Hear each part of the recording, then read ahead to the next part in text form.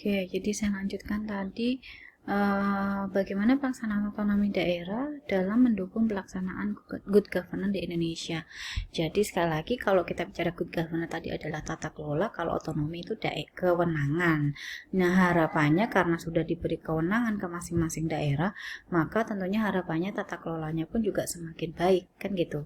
Jadi dengan kewenangan daerah untuk mengelola daerahnya masing-masing, otomatis harapannya juga terkait dengan transparansi, akuntabilitas, dan partisipasinya juga lebih baik karena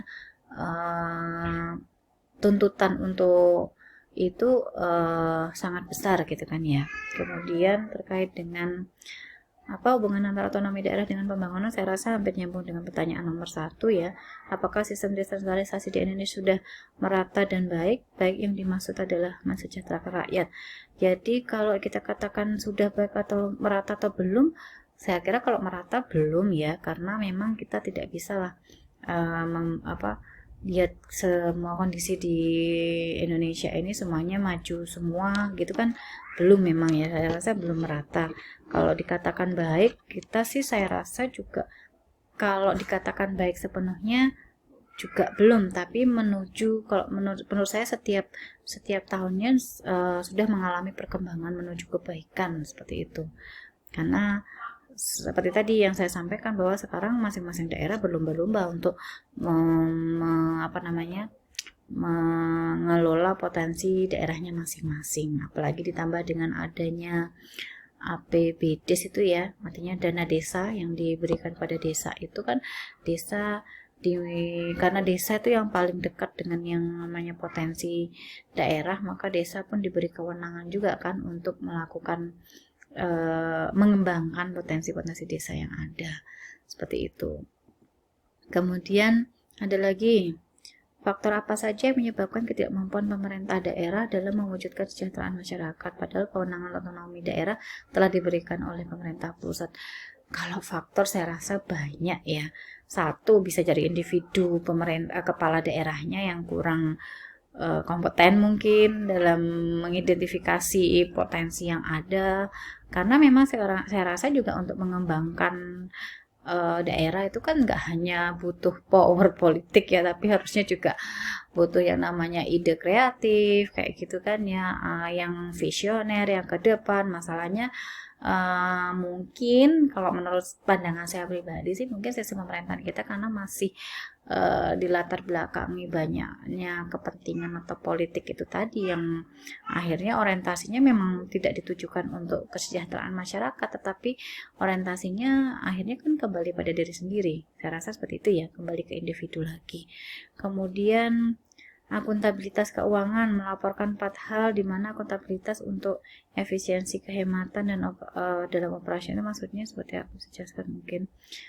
Ini yang mana ya, 4 hal dalam akuntabilitas ini? Saya coba nanti ditambahkan referensi yang dimaksud ya.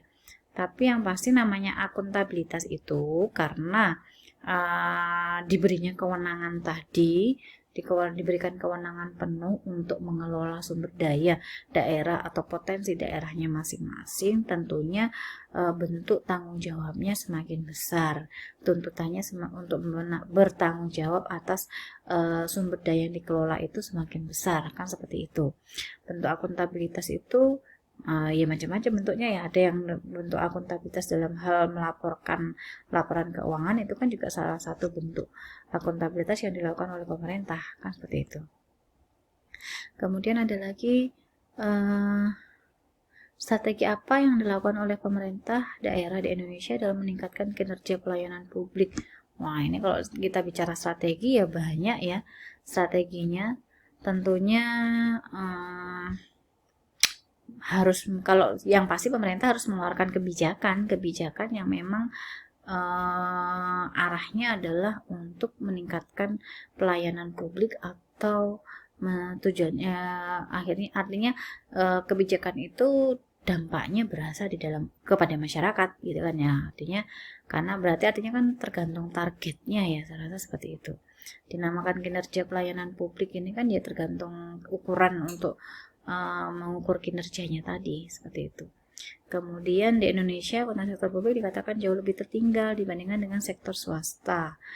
Mengapa dikatakan demikian dan jelaskan upaya pemerintah dalam mengatasi ketertinggalan. Memang kalau akuntansi di sektor publik ini nanti pada akhirnya juga akan sama dengan sektor swasta, memang cuma sedikit lebih terlambat dibandingkan sektor swasta. Ya sekali lagi beda karena sektor swasta ini kan motivasinya lebih besar dibandingkan sektor publik. Sekali lagi kalau motivasinya sektor swasta itu memang profit oriented tadi kan sangat berperan besar dalam mendorong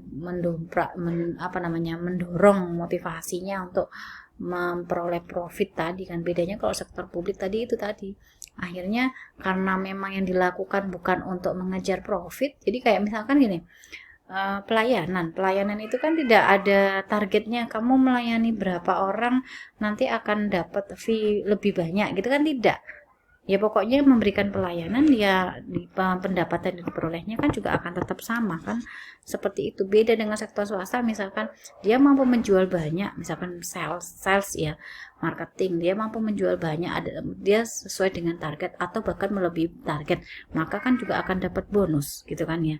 Nah dalam hal itu aja motivasinya sudah berbeda, itu yang menjadi PR-nya kan seperti itu. Apalagi yang seperti kita ketahui bahwa di organisasi sektor publik khususnya pemerintahan ini kan ya sudah, kita bukan rahasia umum lagi, di dalamnya kan sudah banyak kepentingan apa ya seperti itulah pokoknya ya.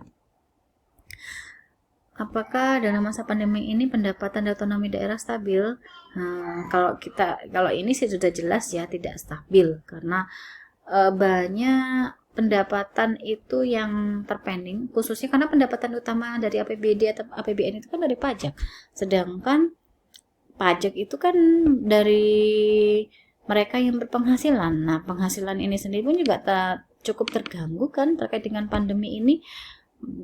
Justru pada saat pandemi ini kan pemerintah banyak mengeluarkan yang namanya insentif perpajakan gitu kan, yang membuat artinya mungkin bahasanya meringankan ya, beberapa instansi perpajakan yang untuk meringankan untuk pelaku-pelaku usaha atau yang lain sebagainya gitu kan ya, tentunya berpengaruh akhirnya terhadap pendapatan daerah karena adanya pandemi. Selain itu kan juga akhirnya dari pendapatan yang diperoleh pun juga belanjanya kan banyak dialokasikan untuk ke pandemi ini sendiri gitu kan ya.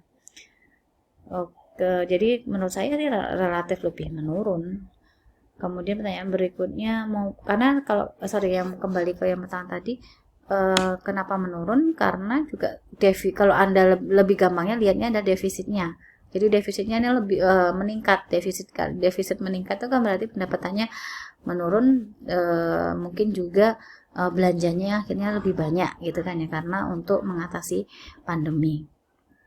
Kemudian terkait privatisasi, apa sih alasan yang membuat pemerintah untuk melakukan privatisasi, dan juga apakah dapat menguntungkan keduanya baik pemerintah maupun perusahaan? Jadi tujuan privatisasi itu sebenarnya adalah ada baiknya menurut saya. Di sisi baiknya itu adalah berarti pemerintah itu atau badan usaha BUMN atau BUMD itu berusaha untuk melibatkan swasta dalam hal